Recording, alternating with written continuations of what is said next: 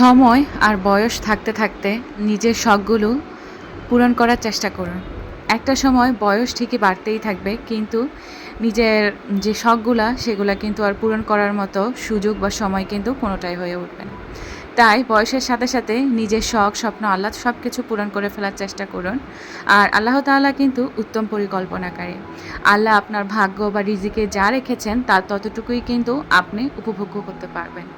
আর যেটা আপনার রিজিক বা নসিবে নেই সেটা আসলে আপনি যত কিছুই করুন না কেন, আপনার জীবনে বা আপনার লাইফে এসে কিন্তু সেটা ধরা দিবে না।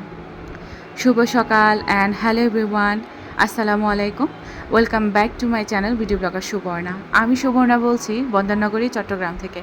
কে কোথা থেকে আমাকে দেখছেন তা কিন্তু আমার অজানা, তবে যেখান থেকে যে পরিস্থিতির মধ্যে থেকে আমার আজকের ভিডিওটা দেখছেন বা শুনছেন না কেন, আমি আশা রাখছি আপনারা সকলে সুস্থ আছেন, ভালো আছেন এবং নিরাপদে আছেন। আমরাও আলহামদুলিল্লাহ পরিবারের সকলেই ভালো আছি। আর যদি কেউ অসুস্থ থেকে আমার আজকের এই ভিডিওটা দেখে থাকেন, তো তাদের সকলের সুস্থতা কামনা করে আমার আজকের এই ভিডিওটা দেখার আমন্ত্রণ জানাচ্ছি। আশা রাখছি যে বরাবরের মতো আমার আজকের এই ভিডিওটা আমার সকল প্রিয় আপু ভাইদের কাছে ভালো লাগতে পারে।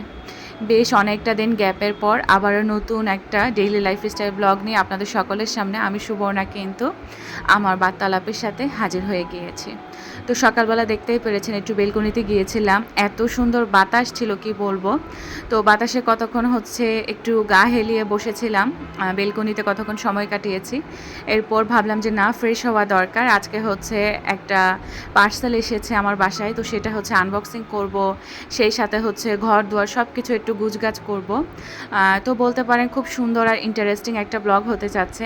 আর আজকের ব্লগটা এমনিতেও আমি মা হিসেবে আমার জন্য অনেক বেশি খুশির দিন। তো যাই হোক, আমি সকাল সকাল আগে ফ্রেশ হয়ে নিয়েছিলাম। ফ্রেশ হওয়ার পরপরই মূলত আমি যেহেতু ঘরের কাজ করব, তারপর চুলার সামনে থাকব, তো দেখা যায় কি সকাল সকালই যদি আমি একটু সানস্ক্রিন দিয়ে যেতে পারি, তাহলে কিন্তু আমার ত্বকটা পুড়ে যাওয়ার চান্সটা কম থাকে। তো আমি ফ্রেশ ট্রেশ হয়ে একটু সানস্ক্রিনটা পুরো শরীরে মেখে আমি কিচেনে চলে গিয়েছিলাম। তো চিয়া সিড ভেজানো পানি আর পেস্তা বাদাম নিয়ে আমি আমার বেলকুনিতে চলে এসেছি। যেহেতু খুব সুন্দর বাতাস ছিল আর এত বেশি গরম পড়ছে, তো সেই হিসেবে আমি যদি বেলকুনিতে বসে একটু কাজগুলো করতে পারি, তাহলে কিন্তু আমার কাছে খুব বেশি শান্তি লাগে। এত বেশি বাতাস কি বলবো, আলহামদুলিল্লাহ আমার এই সরকারি কোয়ার্টারে আসলে চারিদিকেই এত খোলামেলা আর এত বাতাস, খুব শান্তি লাগে। তো খাওয়া দাওয়া শেষ করে কিচেনে একটু থালা বাসনগুলো ধুয়ে ফেলেছি। এরপর মূলত যে পার্সেলটা এসেছে সেটা আনবক্সিং করার জন্য চলে এসেছে। 2 দিনের একটা ব্লগ নিয়ে আপনাদের সাথে আমি শেয়ার করছি। হোম হ্যাভেন এই পেজটার সাথে আপনারা কম বেশি সকলেই পরিচিত হয়তোবা। তো একটা ভালোবাসার আপুর কাছ থেকে এই ভালোবাসাগুলো এসেছে বাক্স ভর্তি আর কি। খুব এক্সাইটেড নিয়ে আমি খুলছিলাম। তো রোজ কোরবানির ঈদের আগে এই পার্সেলটা আমার কাছে এসেছিল। এই ব্লগটা আমি ঈদের আগে শেয়ার করার কথা ছিল। ঈদের আগে মূলত আমার 2টা ব্লগ শেয়ার করার কথা ছিল, তবে আমার মোবাইলে খুব বেশি প্রবলেম হয়েছিল।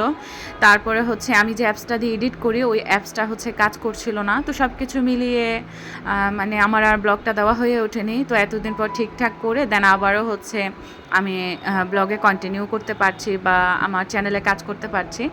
তো এখানে যে বাক্সবন্দি ভালোবাসাগুলো এসেছে, সেগুলো আনবক্সিং করতে গিয়ে আমি প্রায় প্যারাই খাচ্ছিলাম। এত সুন্দর প্যাকেজিং আর এত বেশি হেভি জিনিসপত্র দিয়ে আসলে এই জিনিসগুলো পাঠানো হয়েছে, ভাঙার কোনো অপশনই নেই।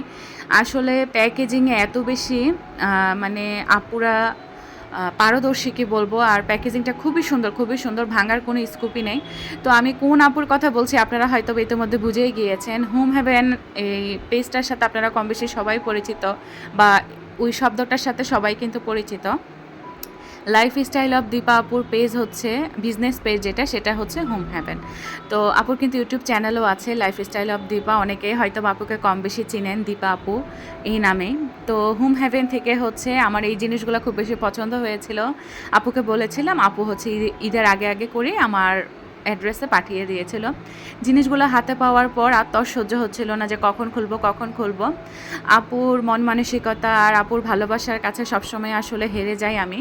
কেননা আপুর মিষ্টি মিষ্টি কথা, তার সুন্দর এই প্রোডাক্টগুলা যে সুন্দর করে আমাদের হাতে পৌঁছে দেয়, তো এটার আসলে বলার অপেক্ষা রাখে না। তো আমি জিনিস নিয়েছিলাম হচ্ছে মিরর ট্রেটা। অনেক দিনের শখ ছিল আমার মিরর ট্রে, তবে এটা সেটা কেনার উপরেই থাকি আলহামদুলিল্লাহ। তো এবারে হচ্ছে ফাইনালি মিরর ট্রেটা আপুর পেজে দেখার পরে আমার এত নজর কাটছিল, তো আমি হচ্ছে ট্রেটা নিয়ে ফেলেছিলাম। আর এখানে হচ্ছে আপু এই জিনিসটা হচ্ছে গিফট হিসেবে পাঠিয়েছিল। আমি আসলে এটার জন্য একদমই অপ্রস্তুত ছিলাম। তো আমি বলছিলাম কি রে কার্টুন এত বড় কেন, যখন আমি ডেলিভারি ম্যান থেকে আনতে গিয়েছি। তো বলেছে আপু জিনিসটা হয়তো বা বড়, তো এই জন্য বড় প্যাকেজিং হয়েছে। তবে আমি হচ্ছে উপরে যে লেখাগুলো ছিল ওগুলো দেখে বুঝতে পেরে গিয়েছি যে আপু আমাকে কি দিতে পারে। তাও একটু আনশিওর ছিলাম, তবে প্যাকেজিং খোলার পরে আমি খুব এক্সাইটেড ছিলাম আর কি, খুব এক্সাইটমেন্ট কাজ করছিল কি থাকতে পারে। আর প্যাকেজিংগুলো খোলার পরে মানে আমি হয়ে গিয়েছিলাম, এত কষ্ট হয়েছিল আসলে আনবক্সিং করতে আমার, কারণ অনেক র্যাপিং পেপার ছিল। আমি খালি সারপ্রাইজই হচ্ছিলাম যে আর কিছু আছে কিনা। তো যাই হোক, আসলে থাকে না যে কিছু পেলে আরও লোভ লালসা বেড়ে যায়, সেরকমটাই। তবু আপু যেই জিনিসগুলো আমাকে ভালোবেসে পাঠিয়েছে বা আমাকে ভালোবেসে আমাকে এই জিনিসগুলো এত দূর থেকে এতটা ভালোবাসা নিয়ে পাঠিয়েছে, আমি আসলে অনেক বেশি কৃতজ্ঞ আপুর কাছে। মন থেকে আপুর জন্য অনেক দোয়া আর ভালোবাসা রইল। আপু সুন্দর মন মানসিকতা নিয়ে আমাদের সকলের সাথে এভাবে সুন্দর করে এগিয়ে যাক, এটাই আমি চাই। আর আপু কিন্তু খুব সুন্দর একটা মনের মানুষের অধিকারী নেই, এটা কম বেশি যারা আপুর সাথে মিশেছেন এবং চলেছেন তারাই জানেন।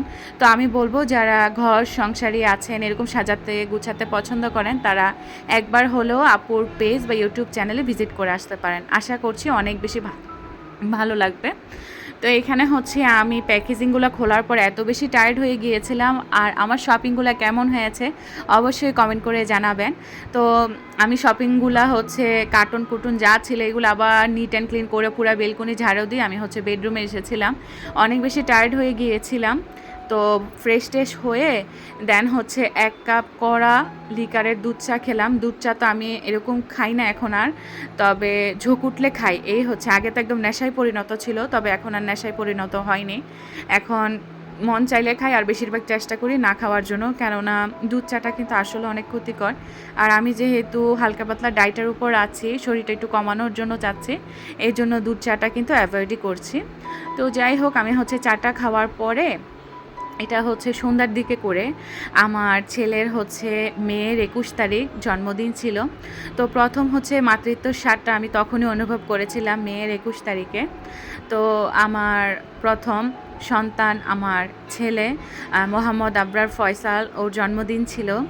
তো অনেক বেশি নিজের কাছেই খুশি লাগছিল, তবে সেদিন হাজব্যান্ডটাকে কাছে পাইনি। উনি হচ্ছে বাচ্চার জন্য গিফট আর এই কেকটা এনে দিয়ে আবার বের হয়ে গিয়েছিল। তা আমি বলেছিলাম তুমি রাতে আসলে তখনই কাটবো।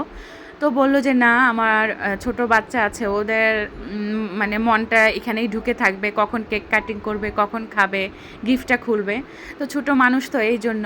তো ভাবলাম যে না, ছেলেটাকে একটু সারপ্রাইজ করি, যেহেতু এনেছেই। তো খুব সুন্দর করে বেডরুমের এক কর্নারে হচ্ছে আমি ওকে একটু স্পেশালভাবে মানে ট্রিট দিয়েছি। সুন্দর করে একটু ক্যান্ডেল দিয়ে একটু অর্গানাইজ করেছি। আর এত বেশি গরম ছিল কি বলবো, আমি যে একটু ড্রেস পরবো বা সুন্দর করে সাজবো সেটার কোনো অপশনই ছিল না। তবে বাচ্চাগুলোকে সুন্দর করে সাজিয়েছি, এটাই আমার কাছে বেশি ভালো লেগেছে। বা ও ছেলে মেয়ে দোনোজনকে একটু সারপ্রাইজ করতে পেরেছে, ওরা খুশি হয়েছে, এতে আলহামদুলিল্লাহ। তো প্রথম মাতৃত্বের স্বাদটা কিন্তু অন্যরকম একটা ভালো লাগা। একটা প্রথম সন্তান যখন পেটে আসে, ওকে নিয়ে কত জল্পনা কল্পনা থাকে একটা মায়ের, তাই না? মানে সীমা নাই আসলে। তো সেরকমটা আমিও ছিলাম। তো আমার কোল জুড়ে এলো আমার প্রথম সন্তান। তো তার আগে হচ্ছে আমার 2-3টা বাচ্চা মিসক্যারেজ হয়েছিল। তো আমার তৌসিফ অনেক সাধনার পরে আসলে, তৌসিফ মানে ওর ডাক নামটা হচ্ছে ফয়সালি, কিন্তু ওর ফুপ্পি, বড় ফুপ্পি ভালোবেসে হচ্ছে তৌসিফ বলে ডাকে, এই থেকে আসলে তৌসিফ বলে ডাকা ওকে। তবে ওর হচ্ছে মেইন নাম মোহাম্মদ আবরার ফয়সাল। তো তৌসিফ দেওয়ার পরে আসলে ওর নামটা আমরা ওইভাবে ভালোবেসে তৌসিফ ডাকা হয়। তো তৌসিফ আসার পরে আসলে আমাদের অনেক কিছু পরিবর্তন হয়েছিল। তো ওকে আমি অনেক সাধনার পরে পেয়েছি, যেটা সত্যি কথা। 2-3টা বাচ্চা মিসক্যারেজ হয়ে যাওয়ার পরে যখন একটা সন্তান পাওয়া হয়, বুঝেন ওইটার মর্মটা কতটা। তো আলহামদুলিল্লাহ, ছেলের পরপরই আমার 1 বছরের মাথা আবার মেয়ে আমার কনসেপ্টে চলে আসে। তো 1 ছেলে 1 মেয়ে নিয়ে এখন আলহামদুলিল্লাহ আমি সুখী জীবনযাপন করছি। দোয়া করবেন যাতে এইভাবেই সুখে শান্তিতে আমার সংসারটা সবসময় ভরপুর থাকে, এটাই। আমি আমার জায়গা থেকে আপনাদের সকলের জন্য অনেক বেশি দোয়ার ভালোবাসা সবসময় অবিরাম থাকবে। তো যাই হোক, কেক কাটার পরে খাওয়া দাওয়া করেছি। এটা হচ্ছে তারপর দিন, যেহেতু 2 দিনের ব্লগ একসাথে করে দিয়েছি আমি। তো এটা ছিল কোরবানির ঈদের মনে হয় 2-3 দিন আগের ক্যাপচার আর কি। আমি হচ্ছে রসুন পেস্ট, আদা পেস্ট এগুলো রেডি করেছি। তো ছোট্ট একটা বক্সে করে নরমালে রেখেছি, যাতে মানে রেগুলার রান্নাবান্নাগুলো ওই নরমাল থেকে নামিয়ে রসুন পেস্টটা দিয়ে আমি করতে পারি। আর যে বড় বড় বক্সগুলো, ওগুলো হচ্ছে আমি ডিপে রেখেছি। অফ ক্যামেরা আমি আবার আমার হচ্ছে ফ্রিজের যে ডিপটা আছে সেটাও আমি মানে পরিষ্কার করে ফেলেছিলাম। ওগুলো দেখানো হয়নি, অনেক বেশি তাড়াহুড়ার উপরে ছিলাম। মানে আমার মোবাইল নষ্ট হয়ে যাওয়ার কারণে আমি একটু প্যারা খেয়েছিলাম, এই জন্যই আসলে দেরি হয়ে গিয়েছে। ব্লগগুলো আস্তে আস্তে আসবে। তো অনেকে আমার খোঁজখবর নিয়েছেন, তারপর কি হয়েছে সেটাও জানতে চেয়েছিলেন। সবাইকেই রিপ্লাই দিয়েছি আমি। আর যাদেরকে রিপ্লাই দিইনি তাদের প্রতি আসলে আমি অনেক দুঃখ প্রকাশ করছি। আসলে আমি সময় করতে পারিনি। আর আপনারা আছেন বিদায় কিন্তু আমি আছি। আর ভালো লাগার দৃষ্টি দিয়ে দেখবেন ব্লগগুলো, ভালোবেসে কমেন্ট করবেন। আমি আমার জায়গা থেকে বেস্টটুকু দেওয়ার চেষ্টা করব। আপনাদের ভালোবাসা আসলে আমি অনেক মুগ্ধ হয়ে যাই, যেটা সত্যি কথা। আপনারাই পারেন আসলে আমার চ্যানেলের ভিডিওগুলোকে একটু সামনের দিকে এগিয়ে নিয়ে যেতে, বা একটু উপরে উঠাতে আমার চ্যানেলটাকে। তো যাই হোক, এখানে হচ্ছে আমি রসুন পেস্ট, আদা পেস্ট এগুলো করার পরে কিচেন এত বেশি মেসি হয়েছিল।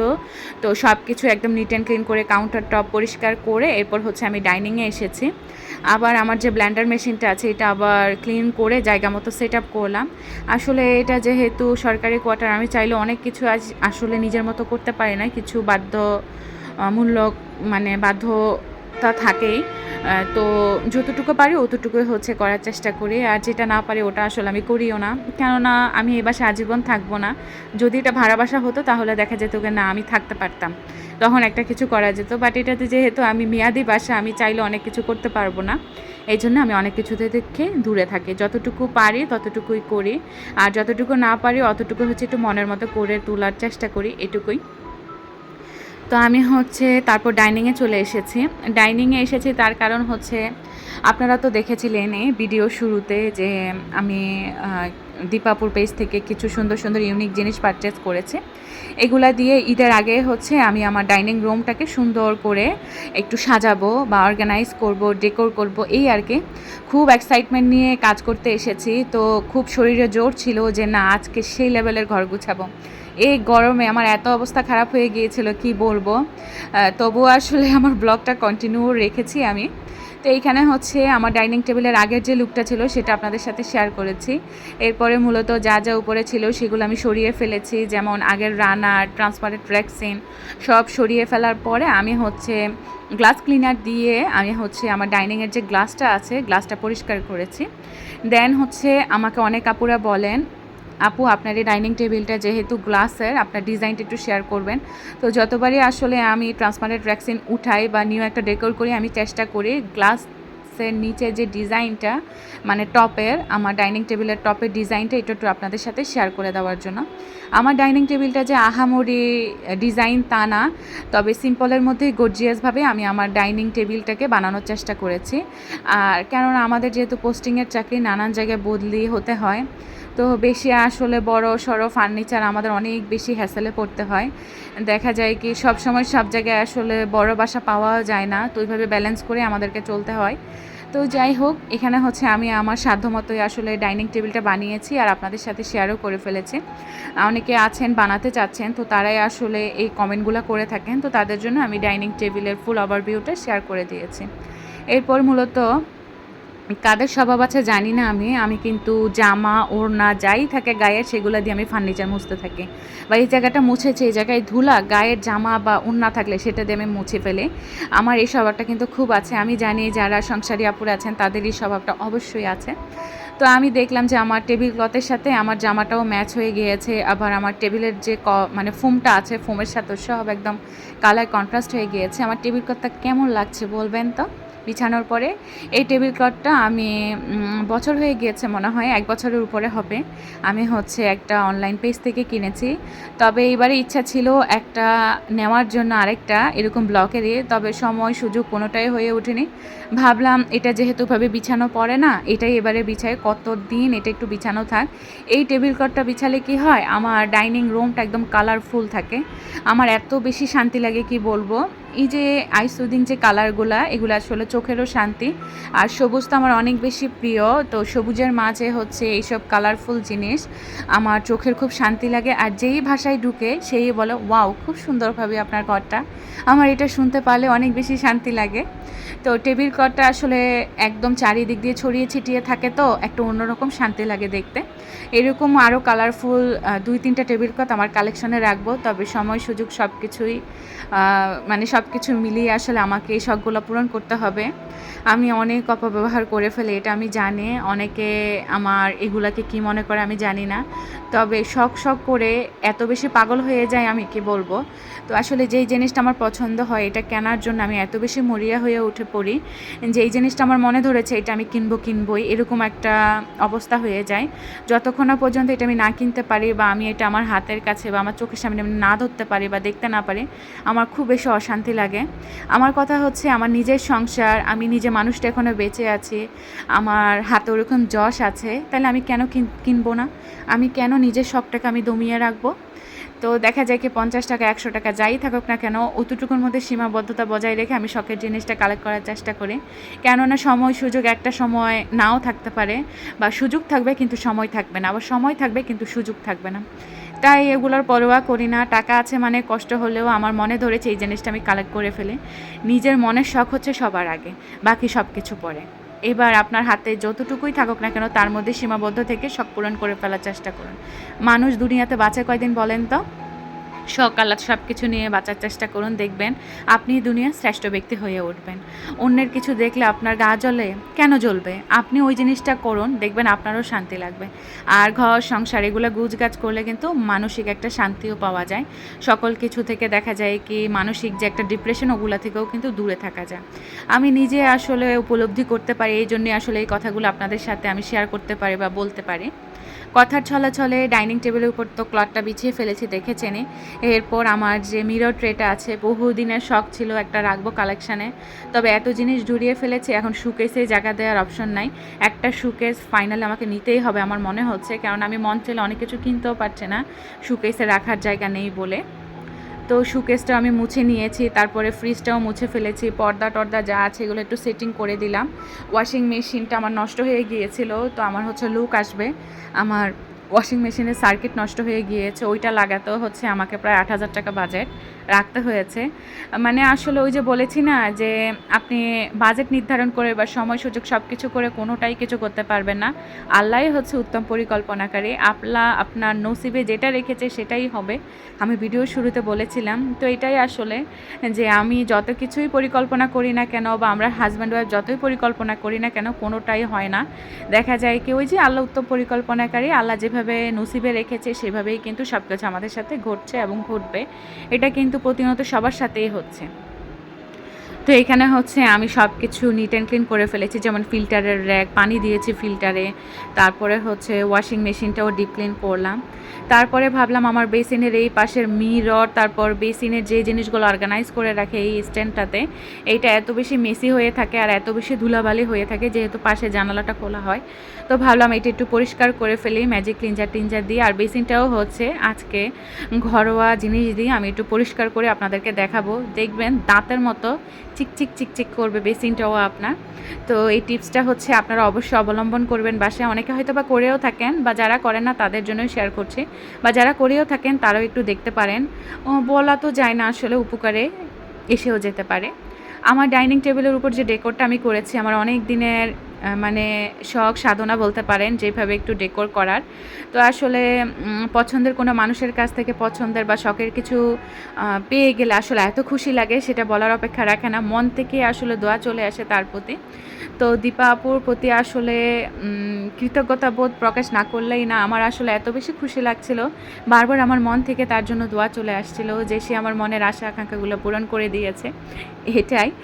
তো আমি হচ্ছে যে পামকিন, তারপর হচ্ছে ক্যান্ডেল স্ট্যান্ড, তারপর হচ্ছে আমার বাবার দেওয়া একটা কেতলি হচ্ছে আমি শোপিস হিসেবে রেখেছি। ওই কেতলিটা আমি ইউজ করি না, আমার খুব বেশি খারাপ লাগে।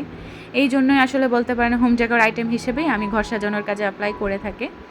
আমার ডাইনিং টেবিলের উপরের অংশটাকে হচ্ছে আমি খুব সিম্পলভাবে রাখার চেষ্টা করেছি এইবারে। আর একটু অদল-বদল হতে পারে সেটিংয়ের, তবে এভাবেই রাখার চেষ্টা করব ইনশাল্লাহ, ইচ্ছা আছে।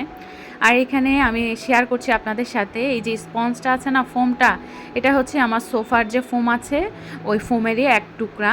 তো এইরকম একটা ফোম ঘরে অবশ্যই রাখবেন, যখন দেখা যায় বেসিনের চারিদিকে পানি জমাট বেঁধে যাবে, পানি পড়েছে, এরকম একটা ফোম যদি থাকে ইজিলি আসলে ফোম দিয়ে পানিটা একদম টেনে চিপে ফেলা যায়। তো এরকম একটা ফোম অবশ্যই রাখবেন বাসায়। আমি কিন্তু আমার বেসিনে রাখি সব সময়, যখন বাবুরা পানি ফেলে বা আমার হাত থেকে পানি পড়ে গিয়েছে আমি সাথে সাথেই মুছে ফেলি। আর আমার বেসিনটাকে সবসময় শুকনো রাখতে ভালো লাগে। তো আমি হচ্ছে নিট অ্যান্ড ক্লিন করার পরে যখনই পানি দেখি তখনই হচ্ছে স্পঞ্জটা দিয়ে আমি পানিটা একদম টেনে ফেলি। তো আমি হচ্ছে ফোমটাকে সুন্দর করে রেখে দিয়েছি। আর এখানে হচ্ছে দেখতেই তো পেরেছেন বেসিনটা কীভাবে পরিষ্কার করেছি। আমি হচ্ছে এই যে টুথপেস্ট আছে না, টুথপেস্ট নিয়েছি। আর আমরা মেডিপ্লাসের এই টুথপেস্টটা ইউজ করি, এটা আমাদের খুবই ভালো লাগে, আর কোনোটা ইউজই করতে পারি না। তো এই টুথপেস্ট নিয়েছি, তারপর হচ্ছে গ্লাস ক্লিনারটা আছে না, গ্লাস ক্লিনারটা স্প্রে করেছি। তারপরে হচ্ছে এই যে এখানে যে হ্যান্ড ওয়াশটা ছিল, এই হ্যান্ড ওয়াশ নিয়ে আমি হচ্ছে ভালো মতো ঘষা মাজা করেছি। আর হারপিক দিতে চেয়েছিলাম, তবে আমার গ্লাভস নেই, এই জন্য আমি হারপিকটা ধরিনি। আর এখানকার পানিতে যেহেতু আয়রন থাকে আমার হাত অনেক বেশি হার্ড হয়ে যায়, মানে একদম ছুলে টুলে যায় আর কি, আমার খুব বেশি জ্বালা করে পড়ে। এই জন্য আসলে আমি ঘরোয়া উপায়ে এভাবেই পরিষ্কার করেছি। আর আমার বেসিনটা এত বেশি ঝকঝকে চকচকে মারছিল, মানে একদম দাঁতের মতো শাইনিং মারছিল, আমার দেখতেও খুব বেশি ভালো লাগছিল। এরপর হচ্ছে আমার যে গাছগুলো আছে এগুলাকে একটু সুন্দর করে পানি টানি চেঞ্জ করে দিলাম, যেগুলো পানির গাছ আছে আবার সেটিং করলাম, যেটা যেখানে রাখার সেখানেই রেখেছি। আবার জানালাতে একটা আছে, ওটাকেও হচ্ছে একটু স্প্রে করে দিয়েছি, মরা পাতাগুলো ফেলে দিয়েছি। আর পাশে হচ্ছে আমার একটা র্যাক আছে, ওইটা যে মানে কিছু বাটি গটি আছে, শোকেসে যেহেতু জায়গা হয় না, ওগুলো হচ্ছে র্যাকে স্থানান্তর করেছিলাম। তো ওই র্যাকের কাপড়টা সরিয়ে ভালো করে র্যাকটা নিট অ্যান্ড ক্লিন করেছি, ওভাবেই থাকবে কয়দিন। আবার র্যাকটা পরিষ্কার করে আবার হচ্ছে ঢেকে রেখে দিব, যেহেতু বাটি গটি আছে এগুলোতে ধুলাবালি যাবে। আর বেসিনের নিচ বরাবর জায়গাটা ফাঁকা ছিল, পরে ভাবলাম একটা স্টুল দিয়ে আমার জিজি প্ল্যান্টটা আছে, এই জিজি প্ল্যান্টটা রেখে দিই, পরে আবার একটু স্প্রে করে দিয়েছি যাতে ভালো লাগে, পাতাগুলো পরিষ্কার হয়ে যাবে। তো এইদিকে হচ্ছে আপনাদের সাথে কথা বলতে বলতে আমার পুরো ঘরটা গুছানো হয়ে গিয়েছে। আর সেই সাথে হচ্ছে আমার ডাইনিং রুমটা যে আমি মন মতো সেট আপ দিতে পেরেছি, এটাই আলহামদুলিল্লাহ। মন মতো তো আসলে কখনোই হয় না সব কিছু, তবে ওই যে মনে যেভাবে চেয়েছি সেভাবেই যে সাজাতে পেরেছি, এটাই অনেক বেশি শান্তি লাগছে, কেননা মনের শান্তি বড় শান্তি।